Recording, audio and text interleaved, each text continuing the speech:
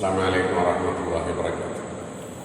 ബിസ്മില്ലാഹി വൽഹംദുലില്ലാഹി വസ്സലാത്തു വസ്സലാമു അലാ അഷ്റഫി റസൂലില്ലാഹി വഅലാ ആലിഹി വസഹ്ബിഹി അജ്മഈൻ. സ്നേഹനിധികളായ സഹോദരങ്ങൾ, സമസ്ത കേരള ജംഇയ്യത്തുൽ സ്ഥാപക നേതാക്കൾ പ്രമുഖനായ അല്ലാമ പാങ്ങിൽ അഹ്മദ് മുസ്ലിയാരുടെ ആണ്ടും ദിനവുമായി ബന്ധപ്പെട്ട് അദ്ദേഹത്തിൻ്റെ ഓർമ്മകൾ കൈവരിക്കൊണ്ടിരിക്കുന്ന അദ്ദേഹത്തിൻ്റെ ഇടപെടലുകളെക്കുറിച്ചും സാമൂഹികമായിട്ടുള്ള അദ്ദേഹത്തിൻ്റെ സംഭാവനകളെക്കുറിച്ചും നിരന്തരം ചർച്ച ചെയ്യപ്പെടുന്ന ഒരു വേദിക്കൽ ഉലമാ ആക്ടിവിസം പാങ്ങിൽ അഹ്മദ് മുസ്ലിയാരുടെ ജീവിതം അടയാളപ്പെടുത്തിയ കാര്യങ്ങളെക്കുറിച്ച് രണ്ട് കാര്യങ്ങൾ സൂചിപ്പിക്കുന്നു.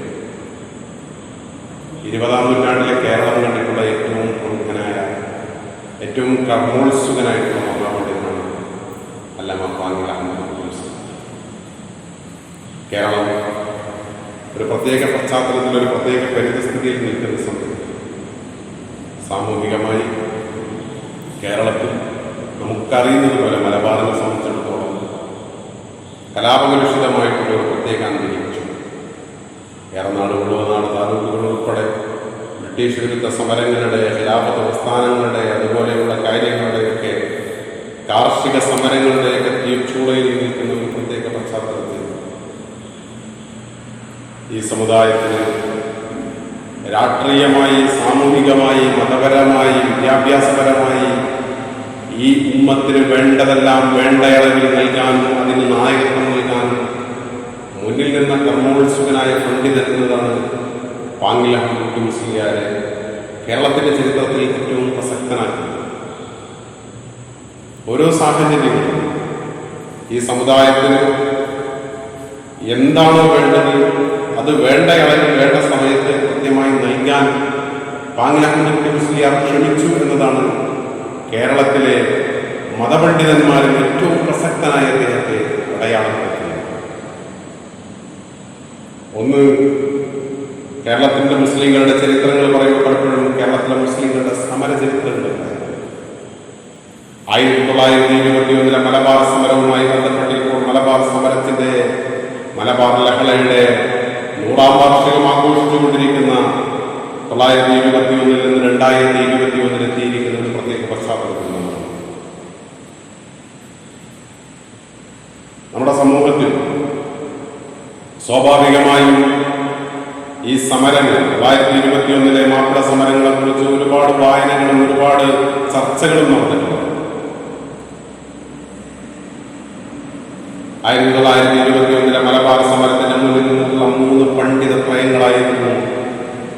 ഒന്ന് നെല്ലിക്കുത്ത് ആലി മുസ്ലിം, രണ്ടാമത് തയ്യിൽ മുഹമ്മദ് മുസ്ലിയാർ എന്ന് അന്നറിയപ്പെടുകയും പിൽക്കാലത്ത് കെ എ മൗലവി എന്ന പേരിൽ അറിയപ്പെടുകയും ചെയ്തിട്ടുള്ള കെ എ മൗലവി സാഹിബ്, മൂന്നാമത് പാങ്ങിൽ അഹ്മദ് മുസ്ലിയാർ. ഈ 3 പണ്ഡിത ത്രയങ്ങൾ 1921 ആ സമര പശ്ചാത്തലത്തിൽ ഇതിന്റെ മുന്നിൽ നിന്ന് നായകന്മാരായിരുന്നു. പക്ഷേ ഈ സമരത്തിന് അതിൻ്റെതായ കുറെ പ്രശ്നങ്ങളുണ്ടായിരുന്നു. ഒന്ന്,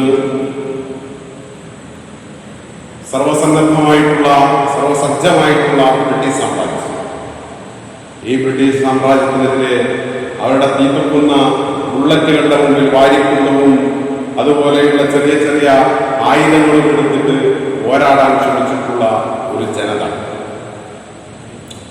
ഈ ജനത ഇങ്ങനെ സമരങ്ങളുടെ മുന്നിൽ നിന്ന സന്ദർഭങ്ങളിലൊക്കെ അന്നത്തെ ക്രാന്തദർശികളായ പല പണ്ഡിതന്മാരും, പാരമ്പര്യ പണ്ഡിതന്മാരിൽപ്പെട്ട മഹാനായ മഹദൂം കുഞ്ഞമ്പാർ മുസ്ലിയാരെ പോലെയുള്ള, തട്ടാങ്ങര കുഞ്ഞാ മുസ്ലിയാരെ പോലെയുള്ള പ്രഗത്ഭരായ പണ്ഡിതന്മാർ അതിന്റെ ഭവിഷ്യത്തുകളെ വളരെ മുൻകൂട്ടി തന്നെ, വളരെ നേരത്തെ തന്നെ അതിന്റെ സീരിയസ്നെസ്സുകളെ കുറിച്ച് ഈ സമൂഹത്തെ തെറ്റിദ്ധരിപ്പിച്ചതായിരുന്നു. പക്ഷേ അന്നത്തെ ഒരു സാമൂഹിക പശ്ചാത്തലത്തിൽ സമരം ചെയ്തുകൊണ്ട് കാര്യങ്ങൾ നേടിയെടുക്കാമെന്ന്, സഹജ സമരങ്ങളിലൂടെ കാര്യങ്ങൾ നേടിയെടുക്കാമെന്ന് ഒരു പ്രതീക്ഷ പലർക്കുണ്ട്. ആ പ്രതീക്ഷ വെച്ച് പുലർത്തിയ 3 പണ്ഡിതന്മാരായിരുന്നു നേരത്തെ പറഞ്ഞ പാങ്ങിൽ അഹ്മദ് മുസ്ലിയാരും ആലി മുസ്ലിയാരും കെ എ മൗലവി. അങ്ങനെ 1921 ഓഗസ്റ്റ് 21-ാം തീയതി നടന്നിട്ടുള്ള പൊട്ടിപ്പുറപ്പെട്ടിട്ടുള്ള മലബാർ ലഹള, ഈ മലബാർ ലഹളയിൽ അതിൻ്റെ മുന്നിൽ നിന്ന് പോരാടാൻ. അതിന് ഇന്ത്യൻ നാഷണൽ കോൺഗ്രസ് ആണ് സത്യത്തിൽ ഖിലാഫത്ത് മൂവ്മെന്റ് എന്ന് പറഞ്ഞിട്ട് കേരളത്തിലെ മുസ്ലിങ്ങളെ, മലബാറിലെ മുസ്ലിങ്ങളെ ഈ സമര പോരാട്ടത്തിന്റെ മുന്നിലേക്ക് നയിക്കും. ഇങ്ങനെയൊക്കെ സംഭവങ്ങളൊക്കെ നടന്നു വരുന്നു. പാങ്ങിൽ അഹമ്മദ് മുസ്ലിയാരെ പോലെയുള്ള ആളുകൾ അതിന്റെ മുന്നിൽ നിന്ന് ബ്രിട്ടീഷ് ഗവൺമെന്റിനെതിരെ അതിശക്തമായ പോരാട്ടങ്ങൾ നടത്തുന്ന ഒരു സാഹചര്യം വന്നപ്പോൾ ഈ സമരങ്ങളുടെ മുന്നിലേക്ക് ഈ സമൂഹത്തെ നയിച്ചിട്ടുള്ള ഇന്ത്യൻ നാഷണൽ കോൺഗ്രസ് ഉൾപ്പെടെയുള്ള കക്ഷികൾ പിന്നീട് ഇതിന്റെ ഉത്തരവാദിത്തത്തിൽ നിന്ന്, ഖിലാഫത്ത് മൂവ്മെന്റിന്റെ ഉത്തരവാദിത്തത്തിൽ നിന്ന്, ഈ സമരങ്ങളുടെ ഉത്തരവാദിത്തത്തിൽ നിന്ന് മാറുകയും സമരങ്ങൾ ആൾക്കൂട്ടത്തിന്റെ കൈകളിലേക്ക് നാഥനില്ലാത്ത വിധത്തിലേക്ക് പോവുകയും ചെയ്യുന്ന ഒരു സാഹചര്യം ഉണ്ടായി. സമരത്തിന്റെ മുന്നിൽ നിന്ന് നയിച്ച ആലി മുസ്ലിയാർ പിടിക്കപ്പെട്ടു, അദ്ദേഹം ജയിലിലേക്ക് അയക്കപ്പെട്ടു, അദ്ദേഹം തൂക്കിക്കൊല്ലാൻ വിധിക്കപ്പെട്ടു. ആ സമയത്ത് സമരത്തിന്റെ മുന്നിൽ നിന്നുള്ള അദ്ദേഹത്തിന് ഒന്നും ചെയ്യാൻ കഴിയില്ല. ആലി മുസ്ലിയാർ അദ്ദേഹം തൂക്കുമരത്തിലേക്ക് നയിക്കപ്പെടുന്ന, വിധിക്കപ്പെടുന്ന ഒരു സാഹചര്യമാണ്. രണ്ടാമത് പറഞ്ഞ തയ്യിൽ മുഹമ്മദ് മുസ്ലിയാർ എന്ന് പറയുന്ന മനുഷ്യൻ, അദ്ദേഹം ഈ സമരങ്ങളുടെ മുന്നിൽ നിന്നുവെങ്കിലും അദ്ദേഹം ചെയ്ത ഏറ്റവും വിവാദപരമായ സംഭവം എന്ന് പറയുന്നത് ഈ സമരങ്ങളുടെ ഒക്കെ മുന്നിൽ നിന്ന് തയ്യിൽ മുഹമ്മദ് മുസ്ലിയാർ പിന്നീട് അദ്ദേഹം ചെയ്യുന്നത് സമരത്തിൽ അറസ്റ്റ് ചെയ്യപ്പെടുമെന്ന സാഹചര്യം വന്നപ്പോൾ ഈ സമരത്തിന്റെ മുന്നിൽ നിന്ന് അദ്ദേഹം പതുക്കെ പിന്നിലേക്ക് പോവുകയും സമരത്തിന്റെ ആൾക്കൂട്ടത്തെ മാത്രം മുന്നിൽ നിർത്തിക്കൊണ്ട് അദ്ദേഹം പിന്നീട് തിരൂരങ്ങാടിയിൽ നിന്ന്, മലബാറിൽ നിന്ന് രക്ഷപ്പെട്ട് അന്നത്തെ നാട്ടുരാജ്യമായിട്ടുള്ള തിരുവച്ചിയുടെ ഭാഗമായിട്ടുള്ള കൊടുങ്ങല്ലൂരിലേക്ക് അദ്ദേഹം പരപ്പനങ്ങാടി വഴി കടൽ മാർഗം രക്ഷപ്പെട്ട് അദ്ദേഹത്തിന്റെ ജീവിതം, അദ്ദേഹത്തിന്റെ ഭാവി, അദ്ദേഹത്തിന്റെ വൈയക്തിക താല്പര്യങ്ങളെ മാത്രം സംരക്ഷിക്കുന്ന ഒരു സാഹചര്യം ഉണ്ടായി.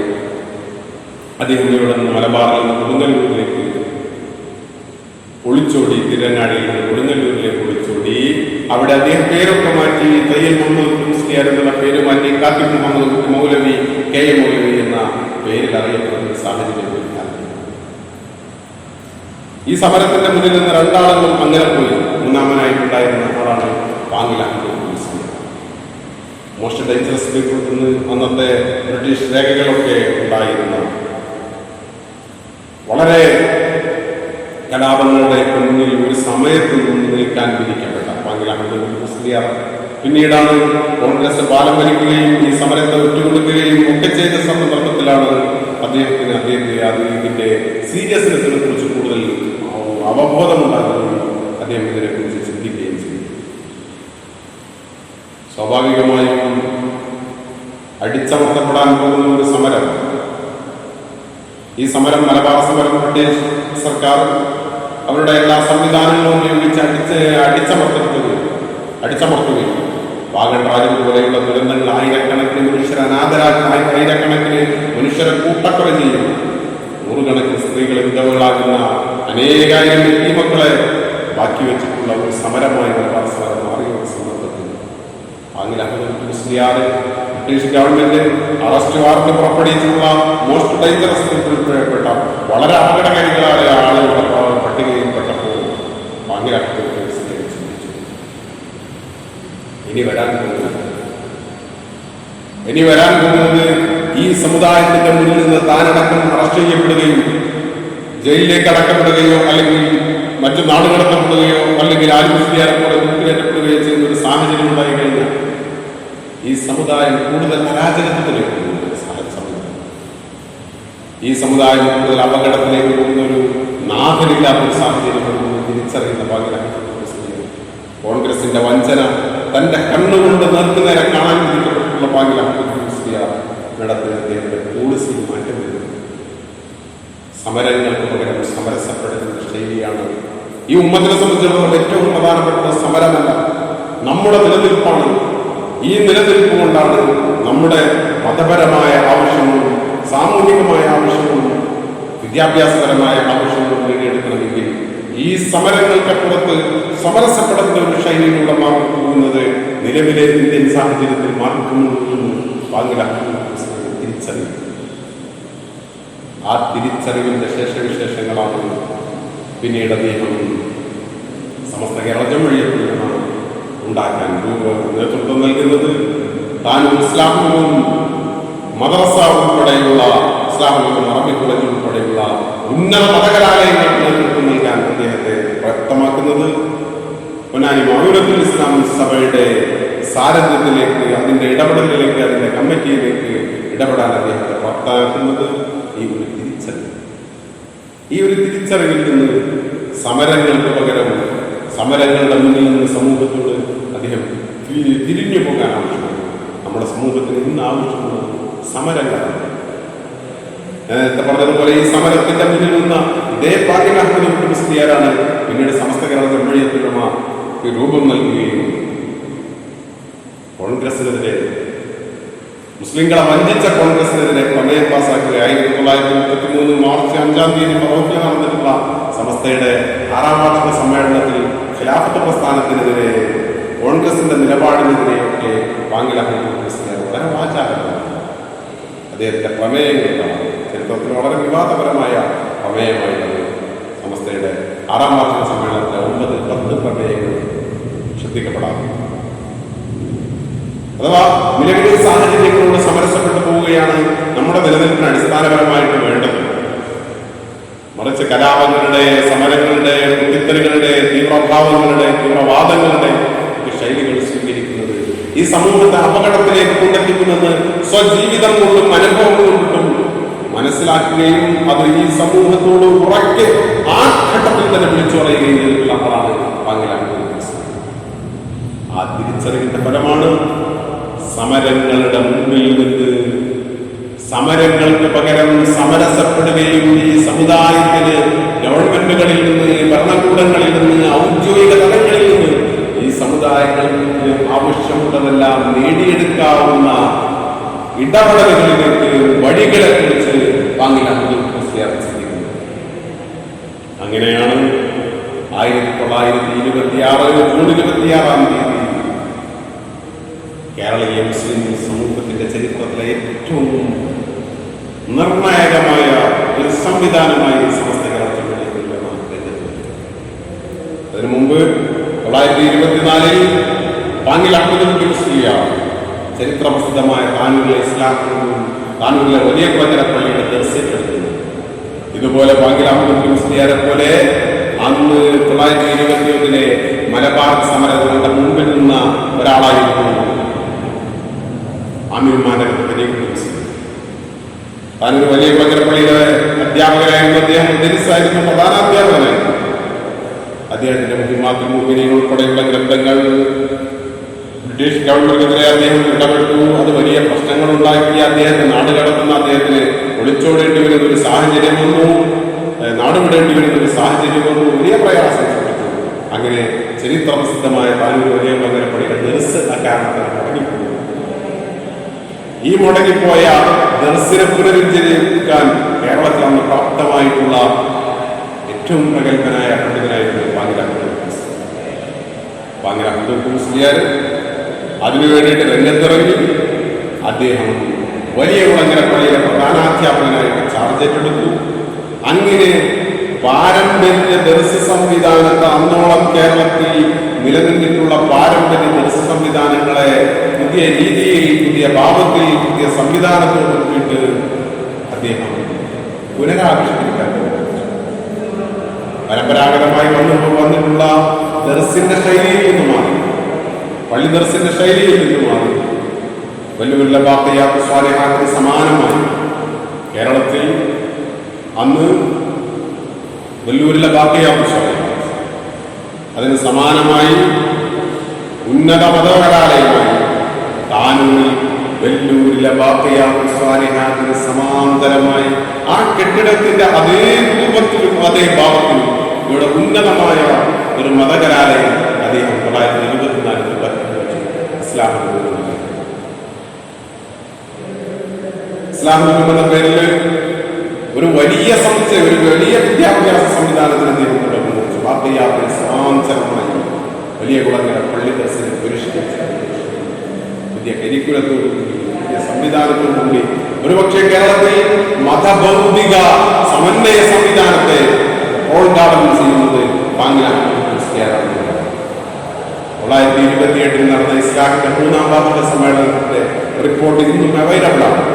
അതിൽ കാണാം അന്നത്തെ ഇസ്ലാമിന്റെ 3ാം വാർഷിക സമ്മേളനത്തിൽ വെച്ച് സമസ്ത കേരള ജംഇയ്യത്തുൽ ഉലമയുടെ 1ാം വാർഷിക സമ്മേളനം അതിൽ വെച്ച് രണ്ടും ഒന്നിച്ച് താന്നൂരിൽ വെച്ച് നടക്കുകയാണ്. ആ സമയത്ത് പാങ്ങിൽ അഹമ്മദ് കുട്ടി മുസ്ലിയാറുടെ നേതൃത്വത്തിലുള്ള ഇസ്ലാഹിന്റെ സമ്മേളനം, ആ സമ്മേളനത്തിൽ കാര്യമായി അവതരിപ്പിച്ച പ്രമേയങ്ങളിൽ ഒന്ന് ദാനുൽ ഇസ്ലാമിലെ പഠിതാക്കൾക്ക്, വിദ്യാർത്ഥികൾക്ക് ഉറുദു, ഇംഗ്ലീഷ്, മലയാളം, പേർഷ്യൻ ഭാഷകൾ പഠിക്കാനുള്ള സംവിധാനങ്ങൾ ഏർപ്പെടുത്തി തരണമെന്ന് ബ്രിട്ടീഷ് ഗവൺമെന്റിനോട്, അന്നത്തെ ഡിസ്ട്രിക്ട് എഡ്യൂക്കേഷൻ ബോർഡിനോട്, മലബാർ ഡിസ്ട്രിക്ട് എഡ്യൂക്കേഷൻ ബോർഡിനോട് ആവശ്യപ്പെടുന്ന പ്രമേയങ്ങളാണ് പാരമ്പര്യ പണ്ഡിതന്മാരെ കുറിച്ച്, സമസ്തയുടെ ആര്യങ്ങളെ കുറിച്ച്, ട്രഡീഷണൽ സ്കോളേഴ്സിനെ കുറിച്ചൊക്കെ പലരും ആരോപിക്കാറുള്ളത് അവർ ഭൗതിക വിദ്യാഭ്യാസത്തിനെതിരായിരുന്നു, ഇംഗ്ലീഷ് വിദ്യാഭ്യാസത്തിനെതിരായിരുന്നു എന്നൊക്കെയാണ് ആരോപിക്കാറുള്ളത്. പക്ഷേ പാഞ്ഞി ഉസ്താദിന്റെ ചരിത്രം, സമസ്തയുടെ ചരിത്രം, സുന്നി വിദ്യാഭ്യാസ സംവിധാനങ്ങളുടെ ചരിത്രം അങ്ങനെയല്ലെന്ന് 1928 ഇസ്ലാമിന്റെ പ്രമേയം നമ്മെ തെര്യപ്പെടുത്തുന്നുണ്ട്, ബോധ്യപ്പെടുത്തുന്നുണ്ട്. അങ്ങനെ വിദ്യാഭ്യാസം വളരെ ക്രിയാത്മകമായി ഇടപെടുകയും രാഷ്ട്രീയ രംഗത്ത് ഈ സമുദായത്തിന് ആവശ്യമായ സമരങ്ങളുടെ മുന്നിൽ നിന്നു, സമരം അപ്രസക്തമായ സന്ദർഭത്തിൽ സമരസപ്പെടലിന്റെ വഴിയിൽ നിന്നു, സമരസപ്പെടലിന്റെ ഭാഗമായി വിദ്യാഭ്യാസ സമുച്ചയത്തിന് അദ്ദേഹം വലിയ ഉന്നത മതകലാലയത്തിന് അദ്ദേഹം നേതൃത്വം നൽകി. പിന്നീട് അതിനുശേഷം കേരളത്തിലെ മുസ്ലിങ്ങൾ അരാജകത്വത്തിലേക്ക് നീങ്ങിയ ഒരു സംഭവം, നാഥനില്ലാത്ത ഒരു സംവിധാനം കേരളത്തിലെ മുസ്ലിങ്ങൾക്ക് മലബാർ സമരത്തോടനുബന്ധിച്ച്, മലബാർ കലാപത്തോടനുബന്ധിച്ച് ഉണ്ടായിട്ടുള്ള ഒരു സാഹചര്യം വന്നപ്പോൾ ഈ ഒരു പ്രതിസന്ധി ഘട്ടത്തിൽ അതിനെ മുതലെടുത്തുകൊണ്ട് അന്നത്തെ ഈജിപ്ഷ്യൻ സലഫിസത്തിന്റെയും ഈജിപ്ഷ്യൻ ഇസ്ലാമിസത്തിന്റെ അല്ലെങ്കിൽ ഇസ്ലാമിസത്തിന്റെയും ചില വികലചിന്തകൾ കേരളത്തിലേക്ക് കടന്നുകൂടുന്ന ഒരു സാഹചര്യം 1920-കൾക്ക് ശേഷം, 21-ന് ശേഷം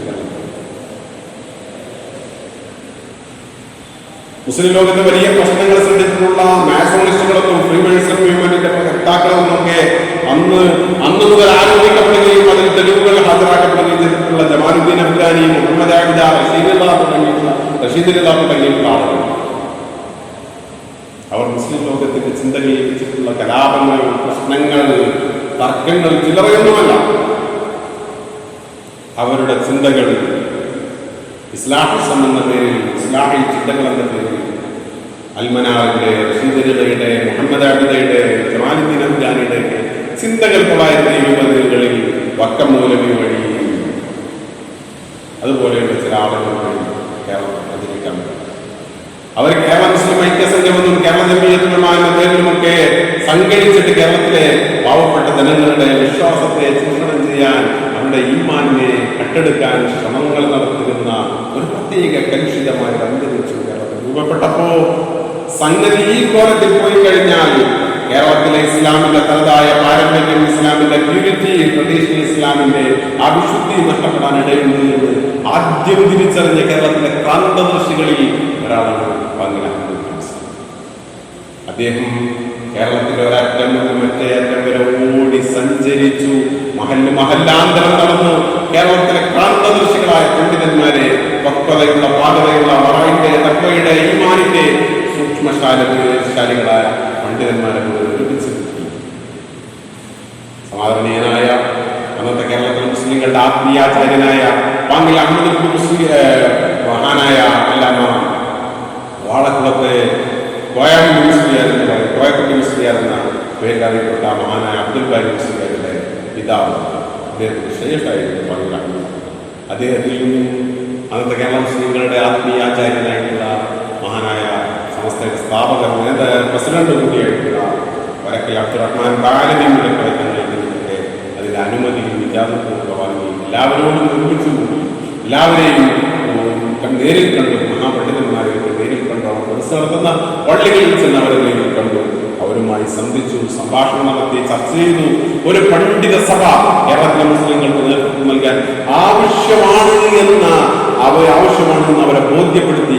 ആ ബോധ്യത്തിന്റെ അടിസ്ഥാനത്തിലാണ് 1926 ജൂൺ 26 കേരളത്തിലെ അവിടെ മാക്കളിൽ കോഴിക്കോട് ടൗൺ ഹാളിൽ ഒരുമിച്ച് കൂടുകയും സമസ്ത കേരളത്തിലുമായ പേരിൽ ഒരു ഫണ്ട് സമർപ്പിക്കുകയും ചെയ്തു. അതിന്റെ പേരിൽ പാങ്ങിൽ അഹമ്മദ് സഹിച്ചിട്ടുള്ള ത്യാഗങ്ങൾ, കഷ്ടപ്പാടുകൾ, കഷ്ടനഷ്ടങ്ങൾ എണ്ണിയാറുന്ന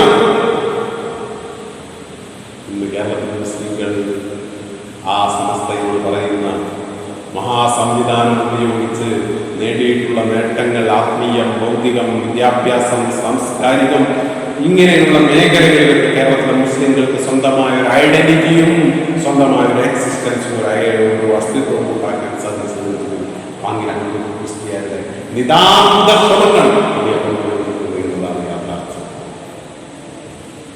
അതോടൊപ്പം വിദ്യാഭ്യാസ രംഗം,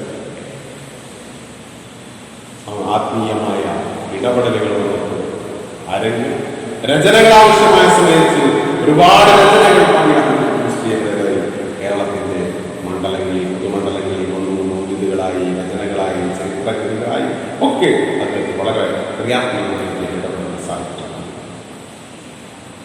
രാഷ്ട്രീയ രംഗത്ത് നേരത്തെ പറഞ്ഞു, ഇന്ത്യൻ നാഷണൽ കോൺഗ്രസുമായി ഒരു ഘട്ടത്തിൽ സഹകരിച്ചു പോയിരുന്ന പാങ്ങിലാഹുസ്ലിയാരെ പിന്നീട് ഇന്ത്യൻ നാഷണൽ കോൺഗ്രസ് മുസ്ലിങ്ങളെ ചതിക്കുകയും മലബാർ കലാപത്തെ ഒറ്റുകൊടുക്കുകയും മുസ്ലിങ്ങളെ തള്ളിപ്പറയുകയും ചെയ്ത സാഹചര്യം വന്നപ്പോൾ ഇന്ത്യൻ നാഷണൽ കോൺഗ്രസിനെതിരെ കേരളത്തിന്റെ മലബാറിന്റെ ഭൂമികയിൽ ഏറ്റവും തീവ്രമായി, ഏറ്റവും ശക്തമായി കോൺഗ്രസിനെതിരെ രംഗത്ത് വന്നവരാണ് പാങ്ങിലാഹു കോൺഗ്രസ്. അന്ന് KPCCയുടെ പ്രസിഡന്റായിരുന്ന മുഹമ്മദ് അബ്ദുറഹ്മാൻ മലബാർ അസംബ്ലിയിലേക്ക്, മദ്രാസ് അസംബ്ലിയിലേക്ക്, മദ്രാശി അസംബ്ലിയിലേക്ക് ഇലക്ഷൻ നടന്നപ്പോൾ എറണാകുളം ഡിവിഷനിൽ നിന്ന് മുഹമ്മദ് അബ്ദുറഹ്മാൻ മത്സരിക്കും. മുഹമ്മദ് അബ്ദുറഹ്മാൻ മത്സരിക്കുന്ന സമയത്ത് മുഹമ്മദ് അബ്ദുറഹ്മാൻ പ്രസിദ്ധനാണ്, KPCCയുടെ പ്രസിഡന്റാണ്, അല്ലമീൻ പത്രത്തിന്റെ നായകനാണ്, കേരളത്തിൽ പേരും പെരുമയുമുള്ളതാണ്. അദ്ദേഹം മത്സരിക്കുന്നത് ആ സമയത്ത് കോൺഗ്രസ് മുഹമ്മദ് അബ്ദുറഹ്മാന്റെ ഇടപെടലുകൾക്ക് ആ കാലഘട്ടത്തിൽ നടത്തിയിട്ടുള്ള സമുദായത്തിനുണ്ടാക്കിയിട്ടുള്ള നഷ്ടങ്ങൾ, ആ നഷ്ടങ്ങൾ സ്വാഭാവികമായി ഈ സമുദായത്തിൽ അത് തുടർന്നു കഴിഞ്ഞാൽ കൂടുതൽ അപകടം, അവരുടെ നേതൃത്വം ഉണ്ടായി കഴിഞ്ഞാൽ കൂടുതൽ അപകടം ഉണ്ടാകുന്ന നേരത്തെ തിരിച്ചറിഞ്ഞ പാങ്ങിലാണ്. അദ്ദേഹം മുഹമ്മദ് അബ്ദുറഹ്മാനെതിരെ ഗുജറാത്തുകാരനായ സദാർ സെഡ് സാഹിബിനെ മലബാറിലേക്ക് കൊണ്ടുവന്ന് ഭാഷയറിയാത്ത ആ മനുഷ്യനോട് മത്സരിപ്പിച്ചു. മുഹമ്മദ് അബ്ദുറഹ്മാൻ തെരഞ്ഞെടുപ്പ് പ്രചരണത്തിന്റെ ചുമതലയേക്ക് എലക്ഷന്റെ മുഹമ്മദ് അബ്ദുറഹ്മാനെതിരെയുള്ള സത്താർ സെഡുവിന്റെ മത്സരത്തിന്റെ പ്രചരണത്തിന്റെ ചുമതല ഏറ്റെടുത്തുകൊണ്ട് മുസ്ലിം ലീഗിന്റെ കാൻഡിഡേറ്റ് ആയിട്ട് സത്താർ സെഡ് സാഹിബിനെ പങ്കാളിക്കുന്നു. മുഹമ്മദ് അബ്ദുറഹ്മാൻ കോൺഗ്രസിന്റെ സ്ഥാനാർത്ഥിയും സത്താർ അന്ന് മുസ്ലിം ലീഗിന് കേരളത്തിൽ പേരുകളേക്ക് 1934 നടക്കുന്ന സംഭവമാണ്.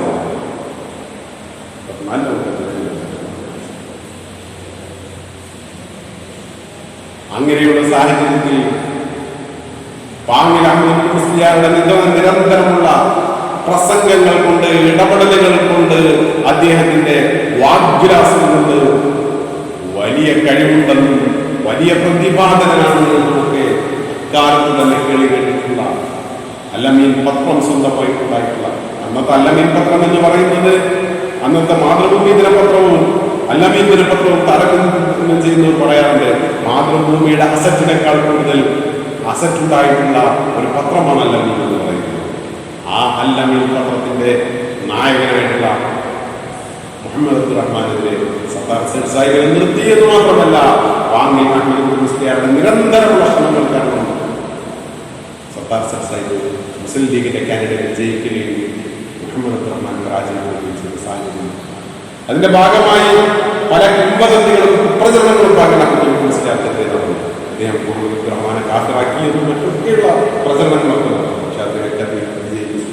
കുറഞ്ഞ കാലം മാത്രം ജീവിക്കുകയും എന്നാൽ ജീവിച്ച കാലഘട്ടത്തിൽ ഈ സമുദായത്തിന്, ഈ സമൂഹത്തിന്, ഈ ഉമ്മത്തിന് വേണ്ടതെല്ലാം നൽകാവുന്ന വിധത്തിൽ വളരെ സജീവമായിട്ടുള്ള ഒരു ജീവിതമാണ് പാങ്ങിൽ അഹമ്മദ് മുസ്ലിയാർ എന്ന് പറയുന്നത്. അദ്ദേഹത്തിന്റെ ജീവിതത്തിൽ നിന്ന് ഒരു നൂറ്റാണ്ടിന് പുറത്ത് പുതിയ തലമുറക്ക് പഠിക്കാൻ, പകർത്താൻ, ചിന്തിക്കാൻ, ഉൾക്കൊള്ളാൻ ഒരുപാട് പാഠങ്ങളുണ്ട്, ഒരുപാട് സന്ദേശങ്ങളുണ്ട്. അതിനൊരു നിമിത്തമായി ഈ സംഗമം, ഈ സംവിധാനമാകട്ടെ എന്ന് മാത്രം ആശംസിച്ചുകൊണ്ട് ഞാൻ അവസാനിപ്പിക്കുന്നു.